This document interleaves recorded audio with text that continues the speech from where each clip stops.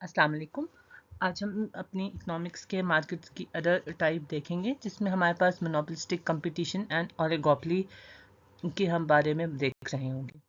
Monopolistic competition हमारी market की इस ऐसी सिचुएशन ऑफ मार्केट को या मार्केट की ऐसी टाइप को कहते हैं जहां पर हमारे पास प्रोडक्ट्स तो सिमिलर होती हैं लेकिन ये कि अब बिल्कुल एग्जैक्टली आइडेंटिकल सेम नहीं रहती हैं।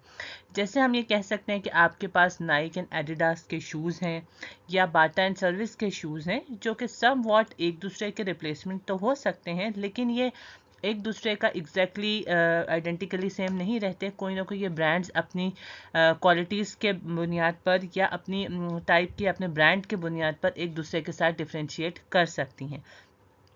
ऐसी मार्केट की टाइप्स में हम ये देख सकते हैं कि आपके पास इनकी यानी प्रोडक्ट डिफरेंशिएशन का जो कॉन्सेप्ट है उसके साथ ही एक दूसरे को डिफरेंशिएट कर रही होती हैं। यहाँ पर हमारे पास कि अगर हम इसके रियल वर्ल्ड एग्जांपल को अगर देखें या रियल लाइफ एग्जांपल्स को देखें, जैसे हमारे पास स्मार्टफोन है सैमसंग एंड आईफोन। अगर हम ओवरऑल देखें तो दोनों ही मोबाइल फ़ोन्स हैं, दोनों ही हमारी कॉल करने, मैसेज करने, पिक्चर्स क्लिक करने या अपनी डिफरेंट सर्विसेज के लिए यूटिलाइज़ की जा सकती हैं। लेकिन कहीं ना कहीं आईफोन एंड सैमसंग की एग्जैक्टली एक दूसरे का रिप्लेसमेंट नहीं है। इनकी आपकी ब्रांड नेम है, इनका आपकी ऑपरेटिंग सिस्टम्स हैं और इनके डिफरेंट फीचर्स हैं जो एक दूसरे से इनको डिफरेंशिएट कर रही हैं। इसी तरह से आपके पास डिफरेंट अगर आप टैक्सी के ब्रांड देखें या उबर, करीम हो या आपके पास कोई और ब्रांड हो जो टैक्सी सर्विसेज प्रोवाइड कर रहे हैं, इनकी कोई ना कोई ऐसी फीचर्स, इनकी प्राइस लिस्ट, इनकी ट्रैवलिंग की कॉस्ट, इनकी आपकी जो विद इन ट्रैवलिंग आपको सर्विसेज प्रोवाइड कर रहे हैं, इनकी क्वालिटीज़ के बुनियाद पर कोई आपको ज़्यादा और कोई कम आपको बेनिफिट्स दे रहे होते हैं, जिसकी वजह से ये एक दूसरे का रिप्लेसमेंट तो हैं लेकिन ये कि ये एक दूसरे का एग्जैक्टली आइडेंटिकल सेम प्रोडक्ट्स नहीं आ रही होती। इसी तरह से अगर आप देखें तो बहुत सारी ऐसी प्रोडक्ट्स हैं कि आप उनकी परफेक्टली सब्सिट्यूट्स नहीं कहलाती हैं लेकिन वो स्टिल एक दूसरे का ऑल्टरनेटिव ज़रूर हो सकती हैं। यहाँ पर आपके पास जो मोनोपोलिस्टिक आपकी कंपनी है या हमारे पास मार्केट है कि ये आपके ओवरऑल तो मार्केट में एक दूसरे का रिप्लेसमेंट है लेकिन अपनी अपनी टाइप में ये आपकी मोनोपोली ही रख रहे होते हैं अपने ब्रांड्स के अंदर। इसकी कुछ कैरेक्टरिस्टिक हैं जिनके बुनियाद पर हम ये डिसाइड कर सकते हैं या हम देख सकते हैं कि या इसकी फीचर्स हैं कि आपके पास अगर हम यहाँ पर देख रहे हो कि हमारे पास मैनी सेलर्स होते हैं, न्यूमरस आपकी सेलर्स का बहुत ज़्यादा नंबर ऑफ ग्रुप्स रहता है, इनकी प्राइस पे इनका कंट्रोल रहता है एज़ कम्पेयर टू हमारी डिफरेंट मार्केट्स जहाँ वो प्राइस मेकर्स या प्राइस टेकर्स होते हैं। तो ये वाले आपके पास कंपटीटर्स जो होते हैं ये प्राइस का में इनका कंट्रोल रहता है, ये अपनी क्वालिटीज़ या अपनी कंडीशंस की बुनियाद पर प्राइस को चेंज कर सकते हैं अपनी प्रेफरेंसेस को करते हुए और अपनी प्राइस की सेटिस्फाई नीड को करने के लिए अपनी प्राइसेस को चेंज कर सकते हैं। सेकेंडली ये प्रोडक्ट डिफरेंशिएशन पे रहते हैं, जैसे अभी हमने बात की कि आपकी प्रोडक्ट में हर प्रोडक्ट किसी न किसी बुनियाद पर एक दूसरे के साथ डिफरेंशिएट रह सकती हैं जिसकी वजह से इसका डिमांड कर्व आपके पास फ्लैटर और डाउनवर्ड स्लोपिंग डिमांड कर्व रहता है। प्रोडक्ट डिफरेंशिएशन मीन्स कि ये आपकी एक मार्केटिंग की टर्मिनोलॉजी है जिसमें आप अपनी प्रोडक्ट को दूसरे किसी भी मार्केट में मौजूद प्रोडक्ट के साथ चेंज करने के लिए या उससे क्वालिटी को इन्हांस करने के लिए आप उसकी डिफरेंट फीचर्स, बेनिफिट्स, उनकी क्वालिटी, ब्रांड इमेज या कस्टमर सर्विसेज की बुनियाद पर दूसरे मौजूदा मार्केट में उसके कंपटीटर प्रोडक्ट के हिसाब से उसको अलग करते हैं। जैसे अगर आप सैमसंग और हायर देख लें या आपकी एलजी देख लीजिए या डॉलेंस हम देख लें या कोई भी और प्रोडक्ट जो आपके मार्केट में अवेलेबल है, वो आपको अपने ब्रांड की सेम प्रोडक्ट को किसी दूसरे ब्रांड से चेंज करने के लिए उसे कोई ना कोई फीचर्स दे रही होती हैं, like after sale services provide कर रही होती हैं, उनकी आपकी वारंटीज़ डिफरेंट दे रही होती हैं। या अगर आप वाटर बॉटल्स का देख लें कि जैसे आपके पास पाकिस्तान के केस में इक्वाफीना है, आपके पास नेस्ले है, या अगर किसी और कंट्री में देखें तो वहाँ से आपके पास कोई भी वाटर बॉटल्स जो एक ब्रांड की हों वो कोई दूसरे ब्रांड की डिफ्रेंशिएट करने के लिए उसमें कोई ना कोई आपको एडिशनल बेनिफिट्स ज़रूर इन्हांस करती हैं जिसकी वजह से आपका कस्टमर उसी एक ब्रांड को फॉलो कर रहा होता है। ये प्रोडक्ट्स आपके पास आपकी जब आप अपनी लास्ट रिप्लेसमेंट तो रहती हैं लेकिन स्टिल ये एक दूसरे का डिफरेंशिएट रखती हैं और उनमें लोग अपनी ब्रांड्स को फॉलो करने के लिए एक से दूसरी तरफ की तरफ शिफ्ट होते हैं अगर उनकी कोई क्वालिटी या उन्हें कॉम्प्रोमाइज़ करना नहीं चाहते अपनी क्वालिटी पर, तो लोग अपने ब्रांड्स को चेंज कर लेते हैं। यहाँ मार्केट में फ्री एंट्री एंड एग्जिट कर सकते हैं। यहाँ पर कोई मार्केट की सिचुएशन रिस्ट्रिक्शंस नहीं रहती हैं, आप अपने इजीली मार्केट में आ और जा सकते हैं। लेकिन ये स्टिल डिपेंड करता है कि हम मार्केट में लॉन्ग रन कर्व देख रहे हैं या हम इसको शॉर्ट रन पे देख रहे हैं। देन हम इसके डिमांड कर्व देख लेते हैं। इसका demand curve slightly flatter demand curve है हमारे पास, जो उसको मोर इलास्टिक बना रहा होता है। अब हम देख रहे हैं कि short profit maximization in short run. हमने पहले भी देखा कि इसके लिए कुछ फ्यू थिंग्स हमें चाहिए। हम अपनी डिमांड कर्व को ड्रॉ कर रहे हैं। यहाँ हमारे पास डिमांड कर्व इक्वल्स टू हमारे पास एवरेज रेवेन्यू कर्व रहता है, जो कि हमारे पास स्टीपर है, और हम इसके बाद इसे नेक्स्ट स्टेप में इसका मार्जिनल रेवेन्यू कर्व ड्रॉ करेंगे, जो इससे बिलो और इसके साथ मज़ीद स्टीपर कर्व होगा। देन हम इसके बाद अपना मार्जिनल कॉस्ट कर्व ड्रॉ कर रहे हैं। ये कर्व की शेप्स हमने अपनी कॉस्ट थ्योरी में पढ़ ली थी। हम उन्हीं शेप्स की बुनियाद पर इसको ड्रॉ कर रहे हैं। देन जिस पॉइंट पर ये आपके पास कट कर रहा है आपकी MR कर्व को, MC, ये हमारे पास इसका बेसिक पॉइंट रहता है जिसे हम अपनी एनालिसिस के लिए देख रहे होते हैं, और इस पॉइंट को हम कंसिडर करते हैं। चूँकि ये मोनोपोलिस्टिक कंपटीशन है, यहाँ हमारे पास AR और MR डिफरेंट है, तो हम इसको ही ड्रैग आगे करेंगे। ये जिस पॉइंट पर हमारी डिमांड कर्व को या AR कर्व को कट करेगा, वो हमारा बेसिक प्राइस का लेवल रहेगा, क्योंकि ऑब्वियसली प्राइसेस हमारी इसी पॉइंट पे सेट की गई हैं और इसी पॉइंट पे चीज़ें हमारे पास सेल हो रही हैं। सो ये हमारे पास जो प्राइस लेवल डिसाइड होगा, हम इसको ही प्राइस का कंसिडर करेंगे। हमने यहाँ देखा है कि हमारे पास टोटल रेवेन्यू हमें चाहिए अपनी एनालिसिस के लिए। सो टोटल रेवेन्यू हमारे पास इक्वल होता है प्राइस मल्टीप्लाई बाय क्वांटिटी। यहाँ से हमने इसकी प्राइस आइडेंटिफाई कर लेंगे और यहाँ से हम इसकी क्वांटिटी आइडेंटिफाई कर लेंगे। सो P इंटू क्यू हमारे पास टोटल रेवेन्यू आ जाएगा। हमें प्रॉफिट के लिए चाहिए होता है चीज़ें कि हम इसको क्या देख सकते हैं कि हमारे पास total revenue minus total cost.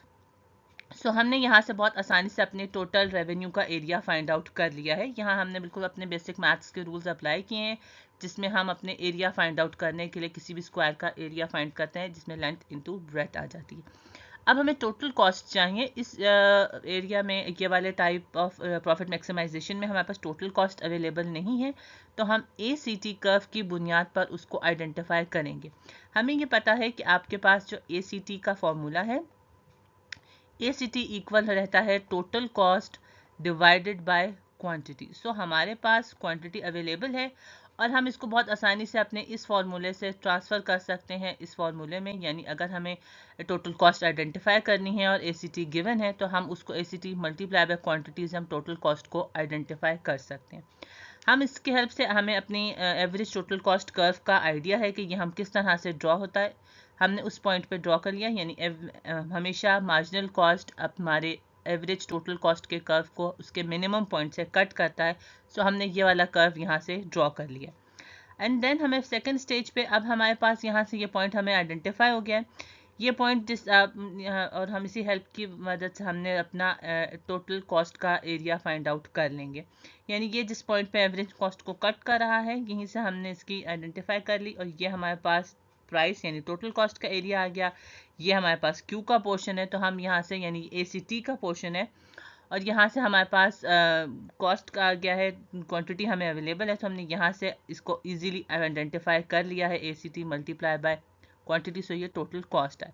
अब हमें प्रॉफिट के लिए टोटल रेवेन्यू गिवन है, टोटल कॉस्ट गिवन है। ये वाला फुली पोर्शन हमारे पास टोटल रेवेन्यू का था, ये वाला पोर्शन टोटल कॉस्ट का है। जब दिस माइनस दिस करेंगे तो ये वाला जो पोर्शन हमारे पास आएगा, ये हमारे पास इसका प्रॉफिट का पोर्शन रहेगा, जिसे हम अपनी इस नोटेशन से लिख सकते हैं कि ये हमारे पास इसका प्रॉफिट आ रहा है।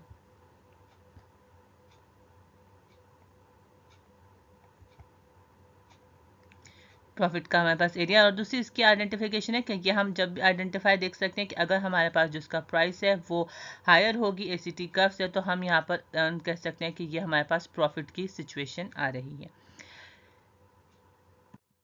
अब हम लॉन्ग रन में लॉस, शॉर्ट रन में अगर लॉस की सिचुएशन हो तो हम उसे देख लेते हैं कि हम बाकी सारी हमारे पास उसी तरह से वन बाय वन हम ड्रॉ करेंगे कि पहले हमने अपना डिमांड एंड एवरेज रेवेन्यू का कर्व ड्रॉ कर लेंगे। उसके नीचे मार्जिनल रेवेन्यू का कर्व होगा जो उससे मोर स्टीपर है। हमने यहाँ पे सबसे पहले अपनी मार्जिनल कॉस्ट का ड्रॉ कर लिया। इसी मार्जिनल कॉस्ट के हेल्प से हम अपना आइडेंटिफाई कर लेंगे कि ये पोर्शन हमारे पास टोटल रेवेन्यू का है पोर्शन है जो हमारे पास शो कर रहा है इस पॉइंट्स तक से, यानी ये यहाँ से पूरा पोर्शन हमारे पास आ जाएगा, ये हमारे पास टोटल रेवेन्यू का पोर्शन है। अब इस केस में हमारे पास प्राइस लेवल लेसर है और एवरेज टोटल कॉस्ट हायर है। तो अब जब हमारे पास हम ड्रॉ कर रहे होंगे हमारे पास आ जाएगी ये फुली जो कवर कर रहा है, ये आपके पास टोटल कॉस्ट कर्व है। अगर अब हम यहाँ पर प्रॉफिट में सिचुएशन देख लें कि ये प्रॉफिट में हमारे पास definition by definition total revenue minus total cost है। तो जब हमारे पास टोटल कॉस्ट ज़्यादा आ जाएगी तो अब ये हमारे पास लॉस की सिचुएशन होगी, और हम कहेंगे कि अगर हमारे पास टोटल कॉस्ट हायर है तो ये हमारे पास लॉस आ रही होगी as compare to total revenue से। यहाँ हमने देख लिया ये हमारे पास टोटल रेवेन्यू का पोर्शन था, और अब यहाँ पे अगर आप देखें तो ये सारा का सारा पोर्शन जो बड़ा स्क्वायर बन रहा है या जो इससे ह्यूज स्क्वायर है, ये वाला हमारे पास टोटल कॉस्ट का एरिया बन रहा है। सो ये जो टोटल कॉस्ट है ये हमारे पास ग्रेटर है हमारे टोटल रेवेन्यू से, तो ये आपके पास पोर्शन लॉस को डिनोट कर रहा होगा, और जिसके आप आइडेंटिफिकेशन या आप अपनी सिंपली इस डिटेल कर्व्स के बगैर भी आप देख सकते हैं। अगर आपको ये याद हो कि अगर प्राइस लेवल लेसर होगा ATC से यानी एवरेज टोटल कॉस्ट से, तो ये सिचुएशन हमारी लॉस की आ जाएगी। अब हमारे पास आ जाती है लॉन्ग रन में, जिसे हम नॉर्मल प्रॉफिट कहते हैं। लॉन्ग रन में जनरली फर्म्स अपनी एक ही पेस पे फॉलो जब कर रही होती हैं तो वो अपना एक एवरेज रेगुलर बेसिस पे रहती हैं, जहां उन्हें ना ह्यूज प्रॉफिट ना ह्यूज लॉस होता है, जिसे हम नॉर्मल प्रॉफिट कह सकते हैं या ब्रेक इवन पॉइंट भी कहा जा सकता है हमारे पास। यहाँ पर हमने इसी तरह से अपने पास सबसे पहले अपना कर्व ड्रॉ कर लिया है अपनी वही स्पेस पे जो भी हम प्रीवियसली देख रहे हैं। हमारे पास मार्जिनल रेवेन्यू कर्व आ जाता है, देन जिसकी हेल्प से हम अपने टोटल रेवेन्यू आइडेंटिफाई कर लेते हैं। यहाँ हमारे पास मार्जिनल रेवेन्यू इक्वल्स जिस पॉइंट पे मार्जिनल आते हैं हमने उसका आइडेंटिफाई कर लिया है। एवरेज टोटल कॉस्ट एग्जैक्टली हमारी प्राइस लेवल ही को टच कर रहा है, सो ये हमारे पास नो प्रॉफिट नो लॉस की सिचुएशन है, जहाँ हम ये कह सकते हैं कि आपके पास दोनों इक्वल हैं। सो ये हमारे पास नॉर्मल प्रॉफिट है जिससे हम अपनी ब्रेक इवन पॉइंट के पे से भी डिनोट कर सकते हैं, यानी price equals to average total cost है। वंस अगेन आप अपनी इस कंडीशन को यहाँ से देख सकते हैं जिसमें हमने ये आइडेंटिफाई कर लिया कि ये आपकी प्राइस बिल्कुल एग्जैक्टली एवरेज टोटल कॉस्ट की प्राइस है। तो ये हमारे पास एक नॉर्मल सिचुएशन है जिसे हम ब्रेक इवन पॉइंट के लिए आइडेंटिफाई कर सकते हैं।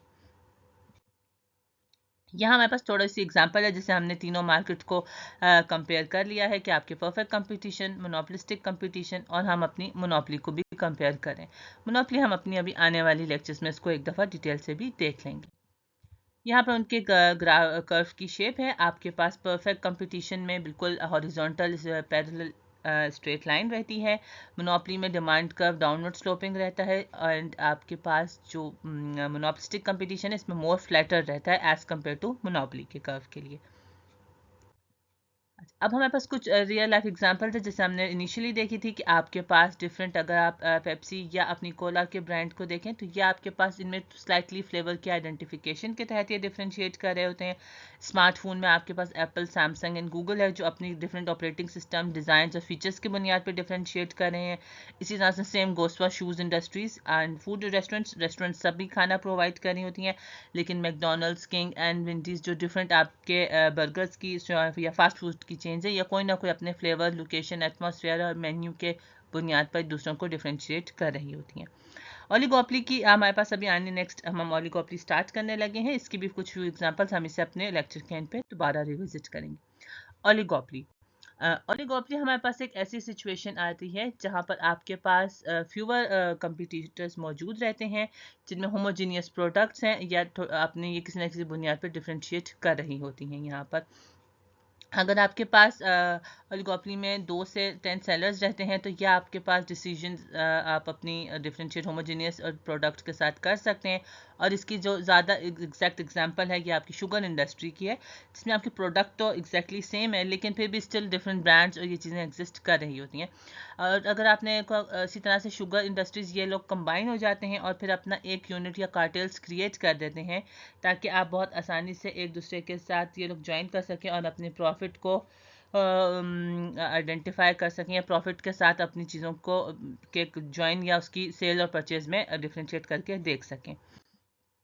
इसका डिमांड कर्व में थोड़ा सा किंग्ड डिमांड कर्व रहता है, क्योंकि ये एक दूसरे की जो प्राइस की इंक्रीज एंड डिक्रीज है, तो ये इसका इफेक्ट अदर सॉर्ट ऑफ उनकी क्वांटिटी डिमांड जो सेल हो रही होती है उसके ऊपर इफेक्ट आ रहा होता है।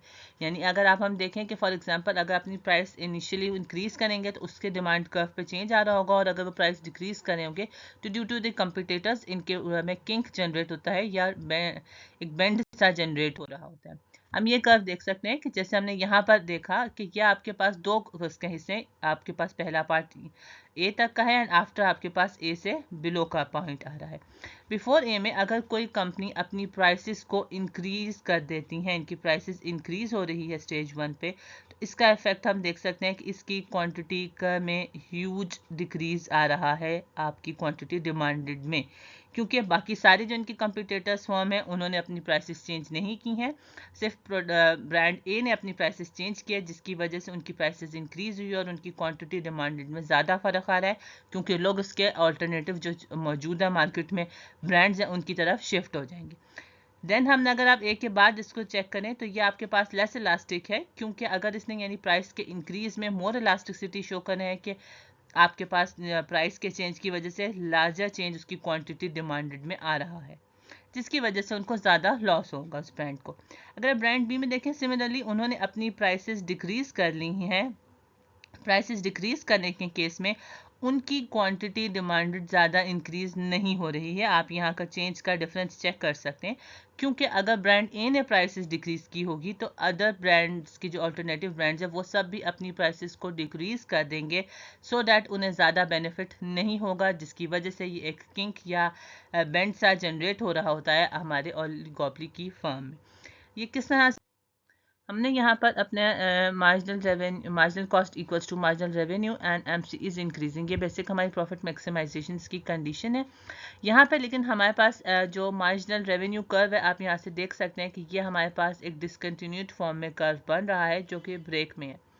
इसकी रीज़न ये है कि हमारे पास जो डिमांड हमारी के दो पोर्शंस में आती है, इलास्टिक और लेस इलास्टिक और मोर इलास्टिक की बुनियाद पर ही हमारा ये कर्व ड्रॉ होता है। ये कर्व किस तरह से ड्रॉ होता है, हमने अपनी दोनों कर्व्स ड्रॉ कर लिए हैं, AR1 का कर्व एंड AR2 के कर्व, जिसके अकॉर्डिंगली हमने अपनी marginal revenue 1 and marginal revenue 2 के कर्व भी ड्रॉ कर लिए। अब हमने ये बात का देख लिया कि हमारे पास हम सबसे पहले मार्जिनल रेवेन्यू कर्व को एडजस्टमेंट का देख रहे हैं यहाँ पर, सॉरी हम अपने एवरेज रेवेन्यू कर्व की एडजस्टमेंट का देख रहे हैं। हमने ये बात का देख लिया कि हमारे पास बिलो ए, जो कि हम अपनी A2 की बात कर रहे हैं, AR2 के कर्व को, डिमांड के कर्व को, यह हमारे पास बिफोर ए आपके पास AR2 का कर्व है, ये मोर इलास्टिक है, सो हमने इसके बिलो के पोर्शन को रिमूव कर देंगे एंड हम इससे अबव ए वाले पॉइंट के पोर्शन को, जो हमारा AR1 का पोर्शन है, हमने इसको यहाँ पे इस कर्व को हमने अपने पास रिमेन किया है और इसके बिलो वाले पोर्शन को हमने डिलीट कर दिया है। अब हम नेक्स्ट आ जाते हैं, हमारे पास आती है AR1 का पॉइंट। AR1 का जो बिलो ए का पोर्शन है, हमने इसको अपने पास कंटिन्यू रखना है एंड इससे अबव वाले पोर्शन को हमने रिमूव कर दिया। सो अब हमारे पास AR1 का जो पोर्शन बन रहा है, उसके बाद अब हमसे अपनी नेक्स्ट स्टेप में मूव करते हैं, उसे रिमूव कर दिया एंड बिलो वाला पोर्शन AR1 का ये हमारे पास एग्जिस्ट कर रहा है। अगर आप इसको देखें तो हम इसकी अगर हम लाइन ड्रॉ कर सकें तो ये आपके पास समवॉट लाइन इस तरह की ये ड्रॉ हो जाएगी, जो कि एग्जैक्टली हमारी डिमांड कर्व के अकॉर्डिंगली है। ठीक है, हम इसे ज़रा दोबारा ड्रॉ करके देख लेते हैं। ये हमारे पास लाइन थी जिसे हमने अब एग्जिस्ट कर रहे हैं कि यह आपके पास लाइक दिस एंड दिस, तो ये आपका एक किंक्ड डिमांड कर्व बन जाएगा यहाँ पर। अब नेक्स्ट हम देख रहे हैं अपने मार्जिनल रेवेन्यू के कर्व को। सो अब हम यहाँ से देखा कि हमारे पास मार्जिनल रेवेन्यू कर्व को अगर हम अगर अपनी ड्रॉ लाइन कर सकें तो हमारे पास एक पॉइंट ए से पॉइंट क्यू के बीच में हमने ये एक लाइन ड्रॉ करी। Let me draw with another colour.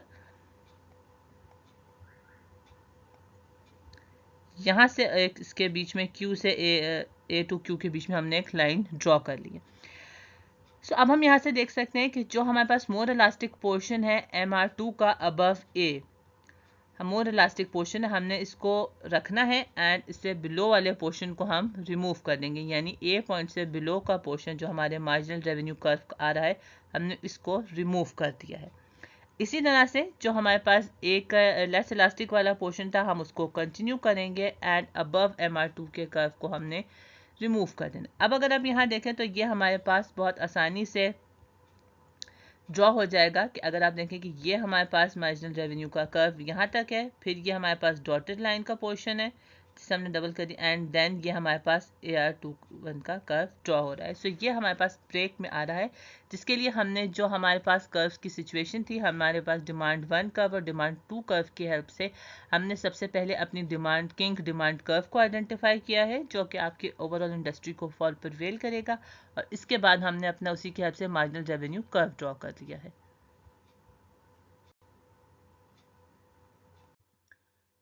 Then हमने ये आपके देख लिया कि आपकी फर्म जो है ये रिलेक्टेंट्स रहती हैं। सो आपकी जो प्राइस की चेंज अगर आप करें तो आपके मार्जिनल जो कर्व बनता है, ये कर्व आपकी इस ही प्राइस की या क्वांटिटी के ऊपर ही डिमांडेड जो रहती है वो सेम ही रहती है, लेकिन इनकी जो प्राइस का चेंज आता है बिटवीन कॉस्ट, यहीं पे ही जो डैश्ड लाइन है इनके बीच में ही आपकी मूवमेंट कर रही होती हैं। अगर हमने जो ये देख रहे थे जब हमने स्टार्टिंग में कार्टेल्स की हमने जो बात की थी कि आपके पास या कोलिजन्स की, तो ओलिगोपोली में फर्म्स अपने बिजनेस को स्ट्रॉन्ग करने के लिए या इनको हायर साइड पे करने के लिए यहाँ पर अपनी इंडस्ट्री को वो कोलिजन्स कर लेती हैं ताकि वो हायर प्राइस कर सकें या अपने प्रॉफिट को डिवाइड कर सकें, या वो कार्टेल्स जन बना लेती हैं सो डैट कि आपके पास उनका एक सेट ऑफ मोनोपली बन जाए और वो अपने हायर प्रॉफिट को इंजॉय कर सकें। यही अगर आप देखें कि अगर हमारे पास कोई ओलिगोपोली विद सिर्फ 2 फर्म्स हो तो हम उसे डुओपोली कह देते हैं। बाकी इसकी चीज़ें ये हमारे पास मोनोपोलिस्टिक कंपटीशन एंड ओलिगोपोली की एग्जांपल्स हैं जो आप रियल लाइफ में कंसिडर कर सकते हैं। ओलिगोपोली में जैसे हम ये देख सकते हैं कि फेसबुक, मेटा और इंस्टाग्राम और नाउ अब मेटा के नाम से मशहूर है, उन्होंने कोलिजन या कार्टेल सा क्रिएट कर लिया और अपने उस बेनिफिट या उस प्रॉफिट को इंजॉय कर रही हैं। तो यही आपकी रियल लाइफ की एग्जांपल्स हैं एंड आई होप कि आपको ये लेक्चर समझ में आ गया होगा। Please like share and subscribe. अगर कोई क्यूरी है तो वो आप कमेंट में पूछ सकते हैं। Thank you. अल्लाह हाफ़िज़।